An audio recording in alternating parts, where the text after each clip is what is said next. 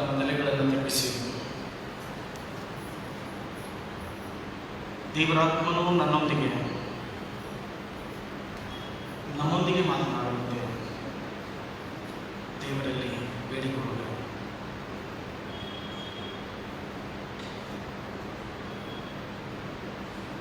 ಇದ್ದಂತೆ ಬಂದಿದ್ದೇವೆ ಸ್ವಾಮಿ, ಹೊರಗಿನ ಅನೇಕ ಬದಲಾವಣೆಗಳನ್ನು ಮಾಡಿಕೊಂಡಿದ್ದೇವೆ, ಆದರೆ ಇನ್ನೂ ಆತ್ಮಿಕ ಬದಲಾವಣೆಯನ್ನು ಮಾಡಿಕೊಂಡಿಲ್ಲ.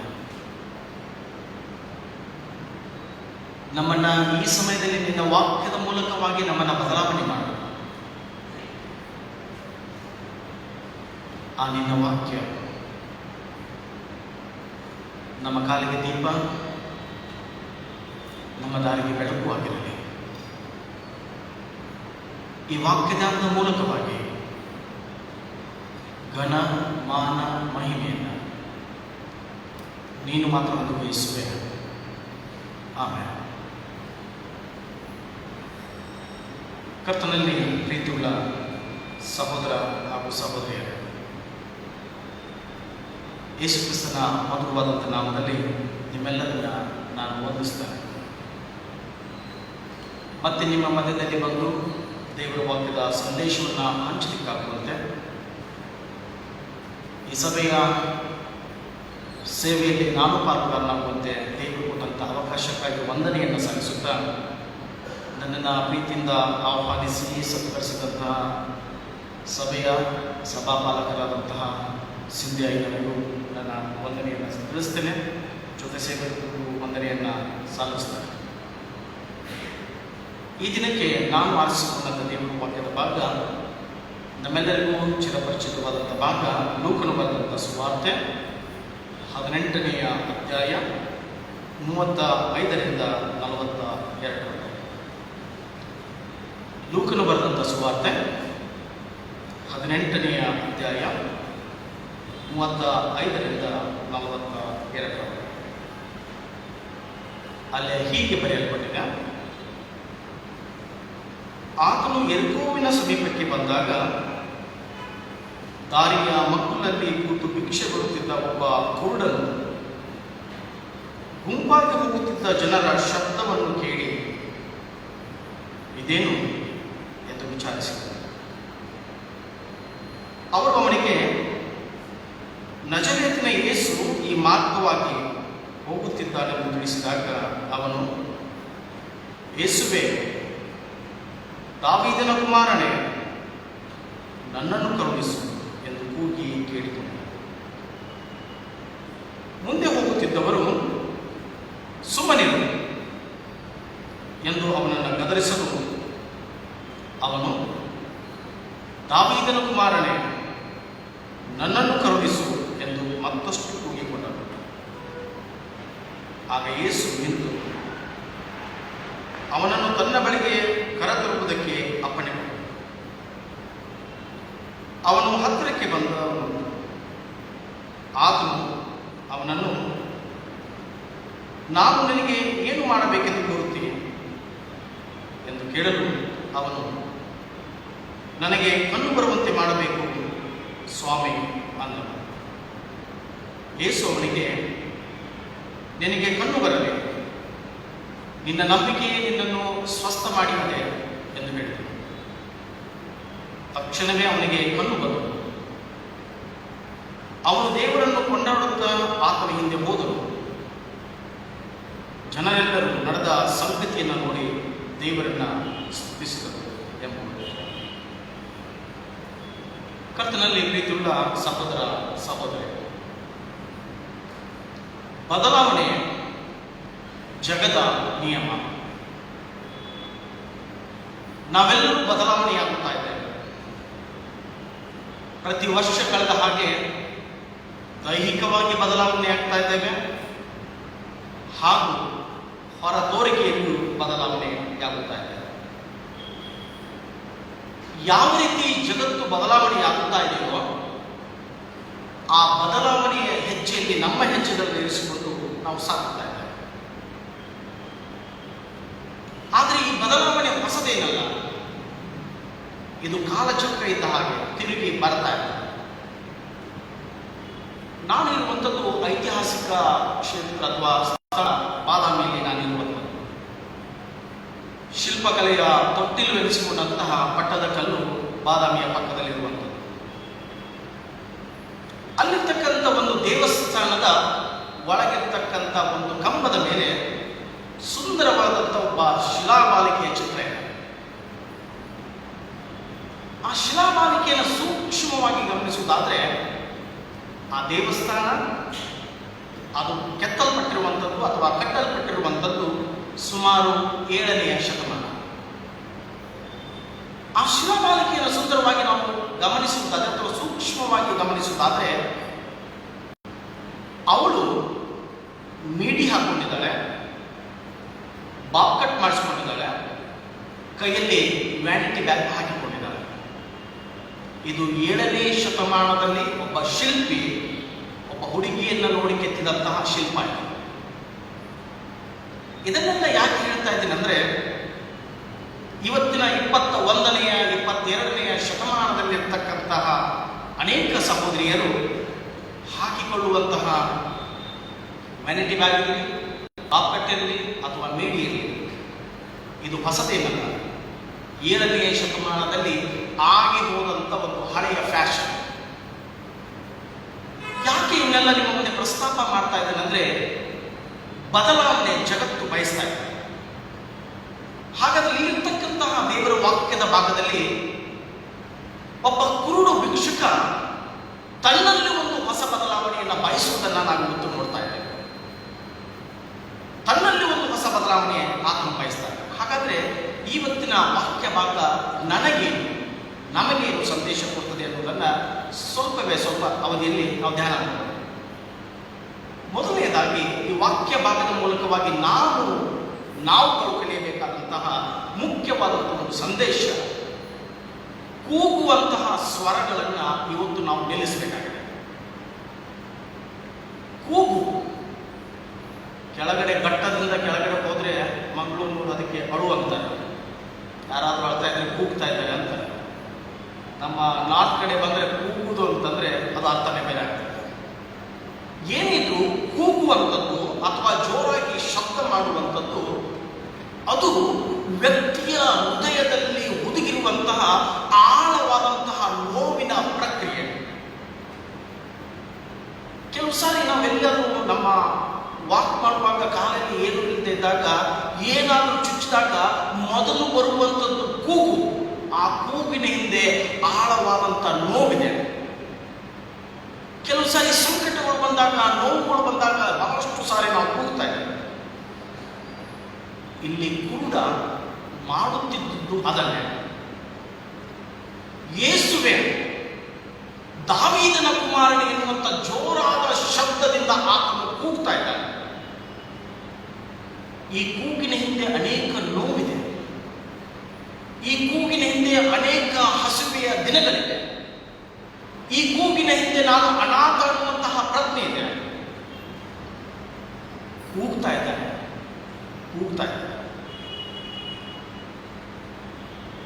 ಅಲ್ಲಿ ಇನ್ನೊಂದಿಷ್ಟು ಜನ ಇದ್ದಾರೆ, ಹೊಟ್ಟೆ ತುಂಬಿದಂಥವರು, ಸಮಾಜದಲ್ಲಿ ಎಲ್ಲವನ್ನ ಅನುಭವಿಸುವಂಥವರು.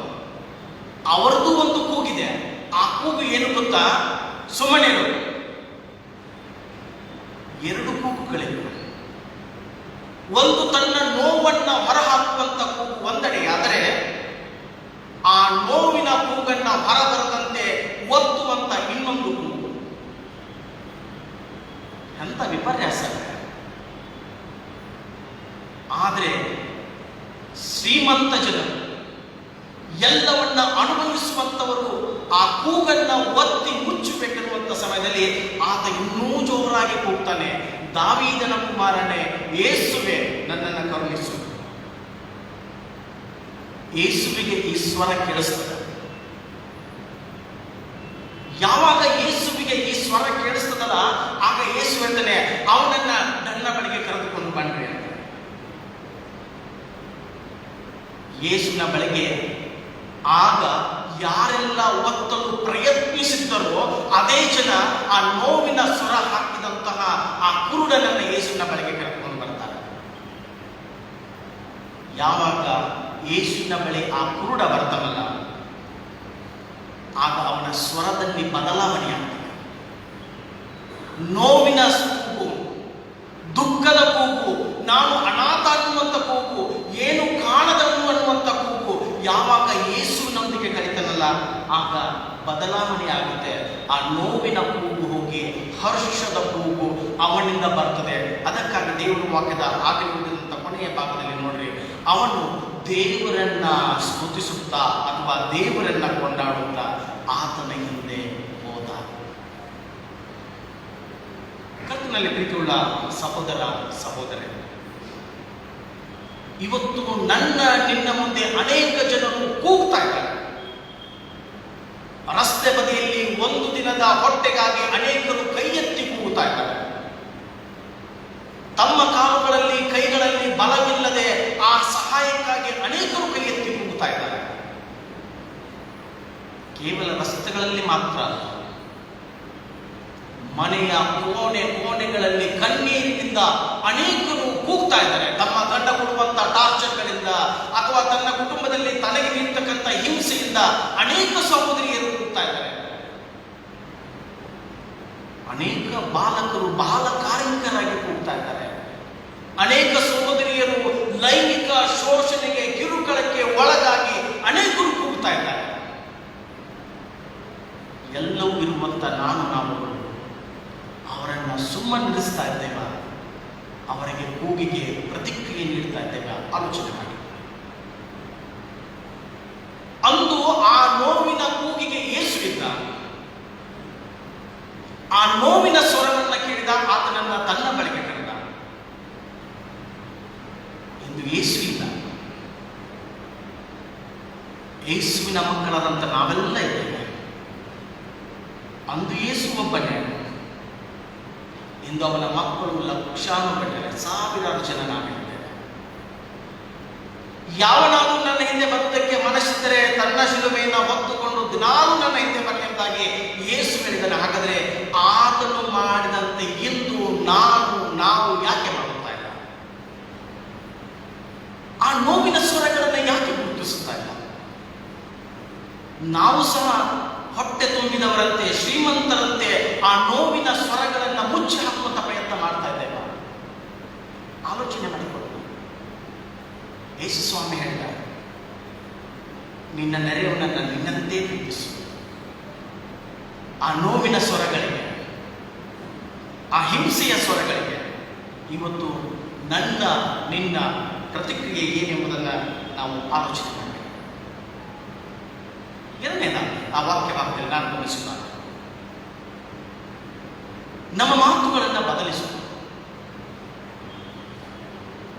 ಮಾತು ವ್ಯಕ್ತಿಯ ಹೃದಯದಲ್ಲಿ ಮನದಲ್ಲಿ ಉದಿರುವಂತ ಭಾವನೆಗಳನ್ನ ವ್ಯಕ್ತಪಡಿಸುವ ಒಂದು ಸಾಧನ. ಮಾತು ಇಲ್ಲದಿದ್ರೆ ಬಹಳ ಕಷ್ಟ. ನನ್ನ ಭಾವನೆಗಳನ್ನ, ನನ್ನ ಆಲೋಚನೆಗಳನ್ನ ನಾನು ಹೇಳಬೇಕಾದ್ರೆ ಈಗ ಮಾತು ಬೇಕು. ಆದ್ದರಿಂದ ಮಾತು ಮನದಾಳದಲ್ಲಿ ಹುದುಗಿರುವಂತ ಭಾವನೆಗಳನ್ನ ಹೇಳುವಂತ ಒಂದು ಸಾಧನ. ಈ ಮಾತಿನಿಂದ ಎಲ್ಲವೂ ಆಗ್ತದೆ. ಏನಾಗ್ತದೆ? ಈ ಮಾತಿನಿಂದ ಇನ್ನೊಬ್ಬರ ಸ್ನೇಹ ಆಗ್ತದೆ. ಈ ಮಾತಿನಿಂದ ಇನ್ನೊಬ್ಬರ ವೈರತ್ವವೂ ಆಗ್ತದೆ. ನಮ್ಮ ಮಾತುಗಳ ಮೇಲೆ. ಅದಕ್ಕೆ ಬಸವಣ್ಣ ಹೇಳ್ತಾನೆ, ನುಡಿದರೆ ಮುತ್ತಿನ ಹಾರದಂತೆ. ಮಾತುಗಳು ಹೇಗಿರ್ಬೇಕಂತಂದ್ರೆ, ಈ ಮಾತುಗಳು ಸಂತೈಸುವಂತಿರಬೇಕು, ಸಮಾಧಾನ ಪಡಿಸುವಂತಿರಬೇಕು. ಇಲ್ಲಿವರೆಗೆ ಭಿಕ್ಷುಕ, ಕುರುಡು ಭಿಕ್ಷುಕ ತನಗೆ ಸಹಾಯ ನೀಡತಕ್ಕಂಥ ಜನರೊಂದಿಗೆ ಮಾತಾಡ್ತಾ ಇದ್ದಾನೆ. ಪ್ರತಿದಿನ ಅದೇ ರಸ್ತೆಯಲ್ಲಿ ಕೂತ್ಕೋಬೇಕು, ಕಾಣಿಸ್ತಾ ಇಲ್ಲ, ಅಯ್ಯ ಧರ್ಮ ಮಾಡಿ, ಅಮ್ಮ ಧರ್ಮ ಮಾಡಿ ಮಾತಾಡಬೇಕು. ಕೇವಲ ಒಂದು ದುಗ್ಗಾನೆ, ಒಂದು ಕಾಸು ನೀಡುವವ, ಕಾಸು ನೀಡದೇ ಇರುವವ ಪ್ರತಿನಿತ್ಯ ಅವನನ್ನ ಹೀನೈಸ್ತಾ ಇದ್ದಾನೆ. ದಿನ ಭಿಕ್ಷೆ ಬಿಡ್ತಿಯಲ್ಲ, ನಾಚಿಕೆ ಬರೋಲ್ಲ ನಿಮಗೆ? ಮುಂದೊಂದು ಕಾಟಪ್ಪ ದಿನ ಬೆಳಗ್ಗೆ ರಸ್ತೆಯಲ್ಲಿ ಇತ್ತ ಹೊಟ್ಟೋಗ್ಬಿಡ. ಎಷ್ಟೊಂದು ಹೀನೈಸುವಂತ ಮಾತುಗಳು, ಆತನನ್ನ ಬಲಪಡಿಸುವಂತ ಮಾತುಗಳು ಒಂದು ಇಲ್ಲ. ಪ್ರತಿದಿನ ಅವನ ಹೃದಯದಲ್ಲಿ ಗಾಯ ಮಾಡುವಂತ ಮಾತುಗಳೇ. ಆದರೂ ಆ ಗಾಯವನ್ನ ಒಳಗೊತ್ತಿಕೊಂಡು ಪ್ರತಿನಿತ್ಯವೂ ಅವರೊಂದಿಗೆ ಮಾತನಾಡ್ತಾ ಇದ್ದೇನೆ. ಅಯ್ಯ ಕೊಡಿ, ಅಮ್ಮ ಕೊಡಿ. ಅನೇಕ ಜನರು ಹೀನೈಸಿರ್ಬೋದಲ್ಲವೇ? ನಾನು ನೀನು ಅನೇಕರಿಗೆ ಹೀನೈಸಿದ್ವೆ. ನಾವೆಲ್ಲೋ ಪ್ರಯಾಣ ಮಾಡುವಾಗ ಯಾರಾದರೂ ಬಂದು ನಿಂತ್ರೆ ಚಲ ಹೇಳ್ತಾ ಇದ್ದಾರೆ. ಸತ್ಯವೇದ ಇಂದಿನ ಸ್ಥಿತಿಗಳನ್ನ ನಮ್ಮ ಜೊತೆ ಮಾತಾಡ್ತದೆ, ನನ್ನನ್ನು ನಮ್ಮನ್ನು ಎಚ್ಚರಿಸ್ತದೆ. ಕೊಡ್ತಾ ಇಲ್ಲ, ತುಚ್ಛವಾದಂತ ಮಾತು. ನಾನೆಲ್ಲೋ ಒಂದ್ ಕಡೆ ಓದಿದೆ, ನನ್ನ ಹಾಗೆ ಒಬ್ಬ ವ್ಯಕ್ತಿ ಪ್ರಯಾಣ ಮಾಡ್ತಿದ್ದು. ಒಂದ್ಸಾರಿ ಅವನಿಗೆ ಹಸಿವಾದಾಗ ಬಸ್ ಸ್ಟಾಪ್ ಮೇಲೆ ನಿಂತ್ಕೊಂಡು ಬಿಸ್ಕೆಟ್ ತಿಂತಾನೆ. ಹಸುವೆಯಿಂದ ತುಂಬಿರ್ತಕ್ಕಂಥ ಬಾಲಕಿ ಅವನ ಮುಂದೆ ನಿಂತಾಗ ಅವನು ಹೇಳಿದಂತೆ, ಏನ್ ಕಾಣಿಸ್ತಾರೆ ಇದೆಲ್ಲ, ಒಂದು ಬಿಸ್ಕೆಟ್ ಎತ್ಬಿಟ್ಟೆ ನಡಿ. ಬಾಲಕಿ ಬಿಸ್ಕೆಟ್ ಅನ್ನು ಎತ್ಕೊಂಡು 4 ಹೆಜ್ಜೆ ಸಂತೋಷದಿಂದ ಕುಳಿತ ಮುಂದೆ ಹೋಗುವಾಗ ಅವಳ ಹತ್ರ ಅಲ್ಲೇ ಇರ್ತಕ್ಕಂಥ ಒಂದು ನಾಯಿ ಬಂತ. ಬಾಲಕಿ ಮಾಡಿದ್ದೇನು ಗೊತ್ತ? ಇರುವಂಥ ಒಂದು ಬಿಸ್ಕೆಟ್ ಅನ್ನ 2 ತುಂಡು ಆಗಿ ಮಾಡಿ ಒಂದು ತಾನು ತಿಂದು ಇನ್ನೊಂದು ನಾಯಿ ಹಾಕಿ ಮತ್ತೆ ಸಂತೋಷದಿಂದ ಕುಳಿತ ಮುಂದೆ ಹೋಗ. ಶ್ರೀಮಂತರ ಯಾರು? ಬಿಸ್ಕೆಟ್ ಪಟ್ಟಣವನ್ನು ಹಿಡಿದುಕೊಂಡು ನಿಂತಂತ ನಾಣ ಒಂದೇ ಬಿಸ್ಕೆಟ್ ಅನ್ನು ಹಂಚಿಕೊಂಡಂತ ಆ ಭಿಕ್ಷುಕ ಅಥವಾ ಆ ಬಾಲಕಿ ಆಲೋಚನೆ. ಹಾಗಾದ್ರೆ ಇಲ್ಲಿವರೆಗೆ ನೋಡ್ರಿ, ಈ ಭಿಕ್ಷುಕ ಆ ನೋವಿನ ಮಾತುಗಳನ್ನ ಕೇಳ್ತಾ ಇದ್ದ, ಪ್ರತಿನಿತ್ಯ ಕೇಳ್ತಾ ಇದ್ದ. ಈಗ ಕಾಲ ಬದಲಾಗ್ತಾ ಇದೆ. ಯೇಸು ಅವನನ್ನ ಕರೀತಾನೆ, ಅವನನ್ನ ನನ್ನ ಬಳಿಗೆ ಕರ್ಕೊಂಡ್ಬಂದ. ಸತ್ಯವೇದ ಬಹಳ ಸೂಕ್ಷ್ಮವಾಗಿ, ಬಹಳ ಸುಂದರವಾಗಿ ಮಾತಾಡ್ತಾನೆ. ಕರೆದುಕೊಂಡು ಬಂದ ಮೇಲೆ ಯೇಸು ಸ್ವಾಮಿ ಅವನಿಗೆ, ನೀನು ಕನ್ಬೇಕಾ ತಗೊಂಡೋಗ ಹೇಳಿ. ಯೇಸು ಸ್ವಾಮಿ ಹೇಳಿದಂತ ಮೊದಲನೇ ಮಾತು, ನಿನಗೇನ್ ಬೇಕು? ಈ ಮಾತು ಆ ಭಿಕ್ಷುಕನನ್ನ ಯೇಸುವಿನೊಂದಿಗೆ ಮಾತನಾಡಲಿಕ್ಕೆ ಪ್ರೇರೇಪಣೆ ಮಾಡ್ತಾರೆ. ಅಲ್ಲಿ ನಿಲ್ಲಿಸುವಂತಿಲ್ಲ. ನಿನಗೇನ್ ಬೇಕು? ನೆಕ್ಸ್ಟ್ ಅವನು ಮಾತಾಡಬೇಕು. ಆ ಭಿಕ್ಷುಕ ಹೇಳಬೇಕು, ಯಾರೊಂದಿಗೆ? ಆ ಯೇಸುವಿನೊಂದಿಗೆ ಹೇಳಬೇಕು, ಸ್ವಾಮಿ ನನಗೆ ಅದು ಬೇಕು, ಇದು ಬೇಕು, ಹೇಳಬೇಕು. ಪ್ರೇರೇಪಣೆ ಆಯ್ತು. ಆಗ ಯೇಸುವಿನ ಹತ್ರ ಹೇಳ್ತಾನೆ, ಸ್ವಾಮಿ ನನಗೆ ಕಂಡು ಬರಬೇಕು. ಯೇಸುವಿನ ನಂಬಿಕೆಯನ್ನು ನನ್ನ ಬಲಪಡಿಸಿ ಹೋಗ್ತಾನೆ. ಏನ್ ತಿಳಿಸ್ತದೆ? ಇಂದು ಅನೇಕ ಮಾತುಗಳನ್ನ ಪ್ರತಿನಿತ್ಯ ನಾವು ಮಾತಾಡ್ತೇವೆ. ನಮ್ಮ ನೆರೆಯವರೊಂದಿಗೆ, ನಮ್ಮ ಸ್ನೇಹಿತರೊಂದಿಗೆ, ನಮ್ಮ ಸಮಾಜದೊಂದಿಗೆ ಮಾತಾಡ್ತೇವೆ. ಬಹಳಷ್ಟು ಸಾರಿ ಈ ಮಾತುಗಳು ನಮಗೆ ನೋವುಗಳನ್ನು ತರ್ತವೆ. ಕೆಲವು ಸಾರಿ ಅಂತೀವಿ, ಯಾಕಾದ್ರೂ ಸಿಕ್ಕಪ್ಪ, ಯಾಕಾದ್ರೂ ಮಾತಾಡ್ಬಿಟ್ಟು ಮಾರ್ರೆ, ಸುಮ್ಮನೆ ನಮ್ಮ ಮೇಲೆ ಅಪಾದ್ರೆ ಅಂತ ಹೇಳ್ತಾರೆ. ಈ ಮಾತುಗಳು ಏನಿಲ್ವಲ್ಲ, ಅನೇಕ ಸಾರಿ ನಮ್ಮ ಸಂಬಂಧಗಳನ್ನು ಮುರಿದು ಹಾಕ್ತವೆ. ಅದಕ್ಕಾಗಿ ಇವತ್ತು ನನಗೆ ನಿನಗೆ ದೇವರ ವಾಕ್ಯ ಕರೆ ಕೊಡ್ತದೆ, ನೀನು ಮನುಷ್ಯರೊಂದಿಗೆ ಮಾತನಾಡಿ ನಿನ್ನ ಮೇಲೆ ಆಪಾದನೆಗಳನ್ನ, ನಿನ್ನ ಮೇಲೆ ಅನೇಕ ಆರೋಪಗಳನ್ನು ಹೊತ್ತಕ್ಕಿಂತ ಬದಲಾಗಿ ನೀನು ದೇವರೊಂದಿಗೆ ಮಾತನಾಡು. ಯಾವಾಗ ದೇವರೊಂದಿಗೆ ಮಾತಾಡ್ತೀಯಲ್ಲ, ದೇವರು ನಿನಗಿರ್ತಕ್ಕಂಥ ಸಮಸ್ಯೆಗಳನ್ನು ತೆಗೆದಾಕ್ತಾನೆ. ಮನುಷ್ಯ ತೆಗೆದಾಕ್ಲಿಕ್ಕೆ ಸಾಧ್ಯ ಇಲ್ಲ. ಅವನೊಂದು ಒಂದೇ ಅನುಕಂಪ, ನನ್ನ ಹಿಡ್ಕೊಂಡು, ಹೌದಾ ಪಾಪ. ಅಷ್ಟಕ್ಕೆ ನಿಲ್ಲಲ್ಲ, ನೆನಪಿಟ್ಕೊಡ್ರಿ, ಅಷ್ಟಕ್ಕೆ ನಿಲ್ಲಲ್ಲ. ನಾವು 10 ಜನರ ಮುಂದೆ ಹೇಳ್ಕೊಂಡು ಬರ್ತೇನೆ, ರೆವರೆಂಡ್ ಸುರೇಶ್ ನಾಯ್ಕರ್ ಹಿಂಗಿತ್ತಂತೆ, ಹಿಂಗಿತ್ತಂತೆ, ಹಿಂಗಿತ್ತಂತೆ. 10 ಜನ ಅವರೆಲ್ಲ ಭೇಟಿಯಾದಾಗ ನನಗೆ ಮತ್ತೆ ಅದನ್ನೇ ನೆನಪಿಸ್ತಾರೆ. ಯಾಕ್ರಿ ಅಷ್ಟು ಹಂಗಾಗಿತ್ತಂತಲ್ಲ, ನನಗೇನೋ ಒಂದೇ ಇರ್ತದೆ. ಆದರೆ 10 ಜನ ಕೇಳುವಾಗ ಇನ್ನೂ ಆಳವಾದಂಥ ನೋವುಗಳು ನನಗೆ.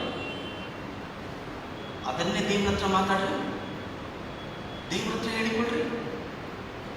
ಯಾವಾಗ ನೀವು ದೇವರೊಂದಿಗೆ ಮಾತನಾಡಲಿಕ್ಕೆ ಪ್ರಾರಂಭ ಮಾಡ್ತಿರಲ್ಲ, ಆ ದೇವರು ನನ್ನಲ್ಲಿರುವ ನಮ್ಮಲ್ಲಿರುವ ನ್ಯೂನ್ಯತೆಗಳನ್ನು, ಕಷ್ಟಗಳನ್ನು ಆತನು ತೆಗೆದುಹಾಕಿ ನಮಗೆ ಸಮಾಧಾನ, ಸಂತೋಷ ಆತನು ಕೊಡಲಿಕ್ಕೆ ಆತನು ಇಷ್ಟಪಟ್ಟಿದ್ದಾನೆ. ಕೊನೆಯದಾಗಿ ನಮಗೆ ಏನು ಬೇಕಾಗಿದೆಯೋ ಅದನ್ನು ಮೊದಲು ಸ್ಪಷ್ಟವಾಗಿ ಅರಿಯೋಣ. ನಮ್ಮದು ಇವತ್ತು ಕೊಳ್ಳುವಾಗ ಸಂಸ್ಕೃತಿ. ನಮಗೆಷ್ಟಿದ್ರೂ ತೃಪ್ತಿ ಇಲ್ಲ. ಅದಕ್ಕೆ ತಕ್ಕ ಹಾಗೆ ನಮ್ಮಲ್ಲಿರ್ತಕ್ಕಂತಹ ದೊಡ್ಡ ದೊಡ್ಡ ಮಾರ್ಕೆಟ್ಗಳು ನಮ್ಮನ್ನ ಆಮಿಷಕ್ಕೆ ಒಳಗಾಗಿ ಮಾಡ್ತಾ ಇವೆ. ಇತ್ತೀಚೆಗೆ ದೀಪಾವಳಿ ಸಿಗ್ತದೆ, ಈಗ ನೆಕ್ಸ್ಟ್ ಕ್ರಿಸ್ಮಸ್ ಬರ್ತದೆ, ನ್ಯೂ ಇಯರ್ ಬರ್ತದೆ. ಶಾಪ್ಗಳಲ್ಲಿ ಒಂದು ಬೋರ್ಡ್ ಹಾಕ್ತಾರೆ, ಒಂದು ತಗೊಂಡ್ರೆ ಒಂದು ಫ್ರೀ. ಅದು ಹೆಂಗೆ ಅಂತಂದ್ರೆ, ಆ ಏದೇನ್ ತೋಟದಲ್ಲಿ ಈ ಹಣ್ಣನ್ನು ತಿಂದರೆ ನೀವು ದೇವರಂತ ಆಗ್ತದೆ. ಶೋಷಣೆ, ಶೋಧನೆ. ನಮಗೆ ಬೇಕಾದದ್ದಕ್ಕಿಂತ ಹೆಚ್ಚಾಗಿ ಕೊಂಡುಕೊಳ್ತೇವೆ. ಅದಕ್ಕೆ ಒಂದೇ ಒಂದು ಸಣ್ಣ ಉದಾಹರಣೆ. ಸುಮಾರು ವರ್ಷಗಳಿಂದ ನಮ್ಮ ಮನೆಗಳಲ್ಲಿ ಒಂದೇ ಒಂದು ಬ್ಲ್ಯಾಕ್ ಆ್ಯಂಡ್ ವೈಟ್ ಟಿವಿ, ನಿಜನಾ? ನಾವೆಲ್ಲರೂ ಮನೆಯವರೆಲ್ಲ ಸೇರ್ಕೊಂಡು ಅಲ್ಲಿ ಕುತ್ಕೊಂಡು ನೋಡ್ತಾ ಇದ್ವಿ. ನಮ್ಮ ಮನೆ ಪಕ್ಕದವರು, ನಮ್ಮ ಮನೆ ಮುಂಗಡೆಯವರು ಎಲ್ಲರೂ ಸೇರಿಕೊಂಡು ಒಂದು ನೋಡ್ತಾ ಇದ್ವಿ. ಈಗ ನಮ್ಮ ಮನೆಗಳಲ್ಲಿ ನೋಡ್ರಿ, ಬೆಡ್ರೂಮಿಗೆ ಒಂದು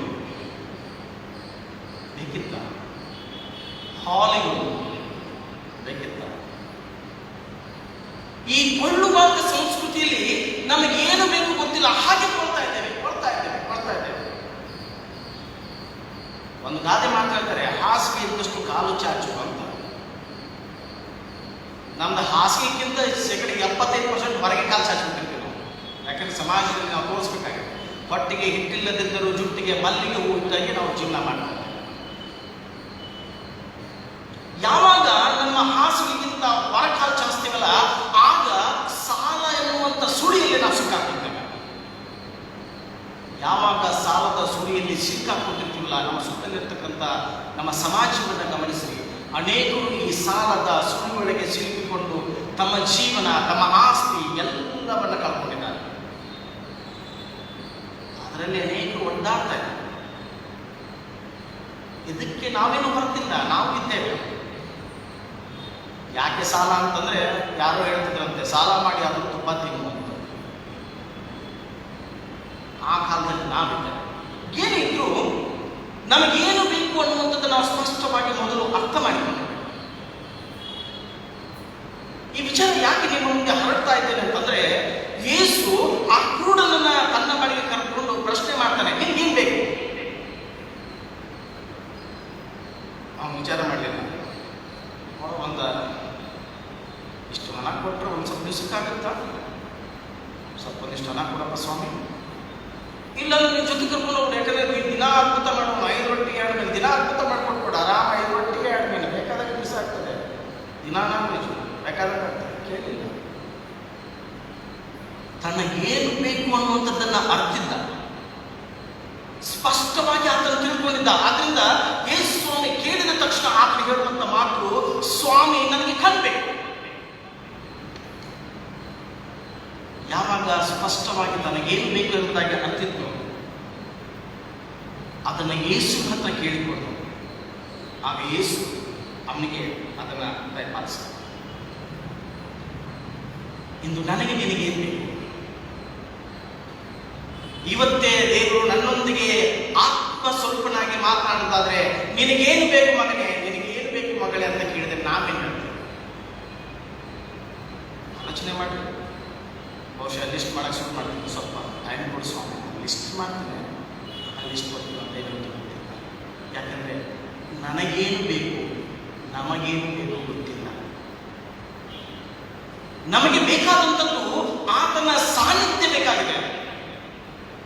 ಮೊದಲು ಆತನನ್ನು ನಾವು ಅರಿಬೇಕು, ಆತನ ಸಾನ್ನಿಧ್ಯವನ್ನು ಬಯಸಬೇಕು. ಲೋಕದ ಎಲ್ಲ ವಿಚಾರಗಳು ಬೇರೆ. ಅದಕ್ಕಾಗಿ ಪ್ರಸಂಗ ಹೇಳ್ತಾನೆ, ವ್ಯರ್ಥವೇ ವ್ಯರ್ಥ, ಸಮಸ್ತವೂ ವ್ಯರ್ಥ. ಈ ಪ್ರಯಾಸ, ಈ ಲೋಕದಲ್ಲಿರ್ತಕ್ಕಂಥ ಸಂಗತಿ ಇವೆಲ್ಲವೂ ವ್ಯರ್ಥ. ಆದರೆ ಆತನ ಪ್ರಸನ್ನತೆ ನನ್ನೊಂದಿಗೆ ಇರುವುದಾದ್ರೆ, ಆತನು ನನ್ನೊಂದಿಗೆ ಇರುವುದಾದ್ರೆ ಎಲ್ಲವನ್ನ ನಾವು ಹೊತ್ತುಕೊಳ್ಳಿಕ್ಕೆ ಸಾಧ್ಯ. ಹಿಂದೆ ಸಂಡೇ ಸ್ಕೂಲ್ ಇರಬೇಕಾದ್ರೆ ಹಾಡ್ತಿದ್ವಿ ಇಂಗ್ಲೀಷ್ ಡೈರೆಕ್ಟ್ ಸಂಡೇ ಫಾಸ್ಟ್ ಸ್ವರ್ಗ ಎಂಬುದು ಒಳ್ಳೆಯ ಸ್ಥಳ, ಯೇಸು ಸ್ವಾಮಿ ಇರುವ ಸ್ಥಳ. ಅಲ್ಲಿ ಏನಿಲ್ಲ, ಹಸಿವೆ ಇಲ್ಲ, ನೇತ್ರೆ ಇಲ್ಲ, ನೀರಡಿಕೆ ಇಲ್ಲ, ಏನಿಲ್ಲ, ಯಾವಾಗಲೂ ಸಂತೋಷ. ಹಾಗಾದರೆ ಇವತ್ತು ನನಗೇನು ಬೇಕು, ನಿನಗೇನು ಬೇಕು ಸ್ಪಷ್ಟವಾಗಿ ಅರಿಬೇಕು. ಯಾಕೆ ಆತನು ಕಣ್ಣನ್ನು ಕೇಳ್ಕೊಂಡ ಅಂತಂದ್ರೆ ಆತನು ಈ ಹೊರಗಿನ ಜಗತ್ತನ್ನು ನೋಡಬೇಕಾಗುತ್ತೆ. ಬಣ್ಣ ಬಣ್ಣದ ಮಾತುಗಳಿಂದ ತುಂಬಿರ್ತಕ್ಕಂಥ ಜನರನ್ನ ನೋಡಬೇಕಾಗುತ್ತೆ. ಆದ್ರಿಂದ ಆತ ಕೇಳಿಕೊಂಡ. ಇವತ್ತು ನಾವು ಆತನ ಸಾನ್ನಿಧ್ಯಕ್ಕೆ, ಯಾವಾಗ ಆತನ ಸಾನ್ನಿಧ್ಯ, ಆತನ ಪ್ರಸನ್ನತೆಯನ್ನು ಕೇಳ್ಕೊಳ್ತೀವಲ್ಲ, ಆಗ ಆತನ ನಿಜವಾದ ಪ್ರೀತಿಯನ್ನ ನಾವು ಅರಿಯಲಿಕ್ಕೆ ಸಾಧ್ಯ ಆಗ್ತದೆ. ಕರ್ತನಲ್ಲಿ ಪ್ರೀತಿಯುಳ್ಳ ಸಹೋದರ ಸಹೋದರ, ಇವತ್ತು ನಾವೆಲ್ಲ ಕೂಡ ಆತ್ಮಿಕ ಕುರುಡರು. ಇವತ್ತು ದೇವರು ನನಗೂ ನಿನಗೂ ಕಣ್ಣನ್ನ ನೀಡಲು ಕರೀತಾ ಇದ್ದಾರೆ. ಆತನ ಬಳಿಗೆ ಬರೋಣ. ಇಲ್ಲಿವರೆಗೂ ಕೇಳದೇ ಇದ್ದಾರೆ, ವ್ಯರ್ಥವಾಗಿ ನಮ್ಮ ಮಾತುಗಳನ್ನು ಇನ್ನೊಬ್ಬರ ಬಳಿ ಆಡಿದ್ದಾರೆ. ಇವತ್ತೇ ದೇವರ ಬಳಿ ಮಾತಾಡೋಣ.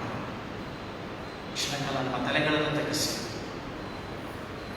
ದೇವರೇ, ಸುಮಾರು ವರ್ಷಗಳನ್ನ, ಸುಮಾರು ದಿನಗಳನ್ನ ವ್ಯರ್ಥವಾಗಿ ನಾನು ಕಳೆದಿದ್ದೇನೆ, ನಾವು ಕಳೆದಿದ್ದೇವೆ. ಅನೇಕ ಸಾರಿ ಉಪಯೋಗವಿಲ್ಲದ ಜನರ ಮುಂದೆ ನನ್ನ ನೋವಿನ ಸ್ವರವನ್ನ ಹೊರಹಾಕಿದ್ದೇನೆ. ತಂದೆ, ಈ ಪವಿತ್ರ ಆಲಯದಲ್ಲಿ ನಿನ್ನ ಮುಂದೆ ತಗ್ಗಿಸಿಕೊಂಡು ನಮ್ಮ ನೋವುಗಳನ್ನು ಹೊರಹಾಕ್ತಾ ಇದ್ದೇವೆ. ನಮ್ಮ ಕಣ್ಣೀರುಗಳನ್ನು ಒರೆಸುವಂತವನು ನೀನು, ತಾಯಿಯಂತೆ ಸಂತೈಸುವಂತವನು ನೀನು. ಅಪ್ಪ, ನಾವು ಮಾಡುವಂತಹ ಈ ಪ್ರಾರ್ಥನೆ, ನಾವು ಕೂಗುವಂತಹ ಈ ನೋವಿನ ಸ್ವರಕ್ಕೆ ಉತ್ತರ ಕೊಡುತ್ತೇವೆ. ಇಲ್ಲಿಯವರೆಗೆ ಹರಟೆ ಮಾತುಗಳಿಂದ, ಲೋಕದ ವ್ಯರ್ಥ ಮಾತುಗಳಿಂದ ಅನೇಕ ಆಪಾದನೆಗಳನ್ನ, ನೋವುಗಳನ್ನ, ಶಾಪಗಳನ್ನ ನನ್ನ ಮೇಲೆ, ನಮ್ಮ ಕುಟುಂಬದ ಮೇಲೆ ಬರಮಾಡಿಕೊಂಡಿದ್ದೇವೆ ಸ್ವಾಮಿ. ಇನ್ನು ಮುಂದೆ ನಿನ್ನೊಂದಿಗೆ ಮಾತನಾಡುವಂತೆ ನನ್ನನ್ನು ಪ್ರೇರೇಪಿಸು ಸ್ವಾಮಿ. ಸ್ವಾಮಿ, ನಾನು ನಿನ್ನ ಜೊತೆ ಮಾತನಾಡಬೇಕು ಸ್ವಾಮಿ, ನನ್ನನ್ನು ಪ್ರೇರೇಪಿಸುತ್ತೇವೆ. ಕರ್ತನೇ, ಇಲ್ಲಿವರೆಗೆ ನನಗೆ ಏನು ಬೇಕು ನನಗೆ ಗೊತ್ತಿಲ್ಲ. ಬೇಡವಾದದ್ದನ್ನೇ ಸಂಪಾದಿಸಿಕೊಂಡು ಹೋಗಿದ್ದೇನೆ. ಕಿಲುಬು ಹತ್ತಿ ಹೋಗುವ, ನುಸಿ ಹಿಡಿದು ಹೋಗುವ ಸಂಗತಿಗಳನ್ನು ಅಪೇಕ್ಷಿಸಿದ್ದೇನೆ ಸ್ವಾಮಿ. ಇನ್ಮೇಲೆ ಅಪ್ಪ, ನಿನ್ನನ್ನೇ ನಾನು ಅಪೇಕ್ಷೆ ಮಾಡಿಲ್ಲ ಮತ್ತು ಸಹ ಕರ್ತನೇ, ನಮ್ಮ ಈ ಪ್ರಾರ್ಥನೆಯಿಂದ ಕೇಳಿ ನನ್ನನ್ನು, ನಮ್ಮನ್ನು ಬದಲಾಯಿಸು. ಯೇಸುವೇ, ನಿನ್ನ ಪರಿಶುದ್ಧವಾದಂಥ ನಾಮದಲ್ಲಿ ಈ ಪ್ರಾರ್ಥನೆಯನ್ನು ಬೇಡಿಕೊಂಡಿದ್ದೇವೆ. ಆಮೆನ್. ನಾವು ಹಾಡುವಂತಹ ಸಂಗೀತಗಳಲ್ಲಿ 69ನೆಯ ಸಂಗೀತವನ್ನು ಹಾಡಿಕೊಳ್ಳೋಣ. ಸಂಗೀತಗಳಲ್ಲಿ 69ನೆಯ ಸಂಗೀತ, ಮಿತ್ರನಾದ ಯೇಸುವೆ ಬಂಡೆಯಾಗಿ ನನಗೆ ಬಿರುಗಾಳಿ ಬೀಸಲು ಜಲಘೋಷ ಮಾಡಲು. 69ನೇ ಸಂಗೀತದ ಪ್ರಾರಂಭದ 2 ಶರಣಗಳನ್ನು ಹಾಡಿಕೊಳ್ಳೋಣ.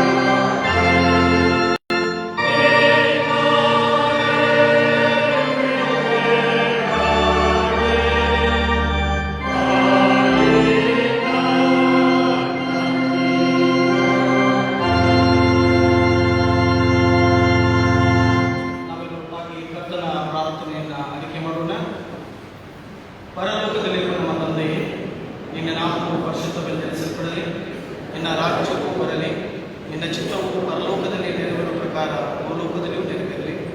ನಮ್ಮ ಅನುದಿನದ ಆಹಾರವನ್ನು ಪಾಲಿಸು. ನಮಗೆ ತಪ್ಪು ಮಾಡಿದವರನ್ನು ನಾವು ಕ್ಷಮಿಸಿದಂತೆ ನಮ್ಮ ತಪ್ಪುಗಳನ್ನು ಕ್ಷಮಿಸು. ನಮ್ಮನ್ನು ಶೋಧನೆಗೆ ಸೇರಿಸದೆ ಕೇಳಿನೊಳಗಿಂದ ತಪ್ಪಿಸು. ಯಾಕಂದರೆ ರಾಜ್ಯವು ಬಲವು ಸದಾಕಾಲವೂ ನಿನ್ನವೇ ಸ್ವಾಮಿ. ಆಮೇಲೆ ವಿಶ್ವಾಸದಿಂದ ದೇವರ ಆಶೀರ್ವಾದವನ್ನು ಹೊಂದಿಕೊಳ್ಳೋಣ.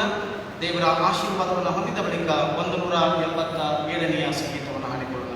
ಸಂಗೀತಗಳಲ್ಲಿ 187ನೇ ಸಂಗೀತವನ್ನು ಹಾಡಿಕೊಳ್ಳೋಣ. ನಾವೆಲ್ಲರೂ ತಲೆ ತಗ್ಗಿಸಿ ದೇವರ ಆಶೀರ್ವಾದವನ್ನು ಹೊಂದಿಕೊಳ್ಳೋಣ. ನಮ್ಮ ಕರ್ತನಾದಂಥ ಯೇಸು ಕ್ರಿಸ್ತನ ಕೃಪೆ, ತಂದೆಯಾದಂಥ ದೇವರ ಪ್ರೀತಿ, ಪರಿಶುದ್ಧಾತ್ಮನ ಅನ್ಯೋನ್ಯತೆ ಮತ್ತು ನಡೆಸುವಿಕೆ ಸದಾಕಾಲ ನಮ್ಮೆಲ್ಲರೊಂದಿಗೆ ಇದ್ದುಕೊಂಡು ನಮ್ಮನ್ನು ಬಲಪಡಿಸಿ ಕಾಗಿ ನಡೆಸಲಿ. ಆಮೇಲೆ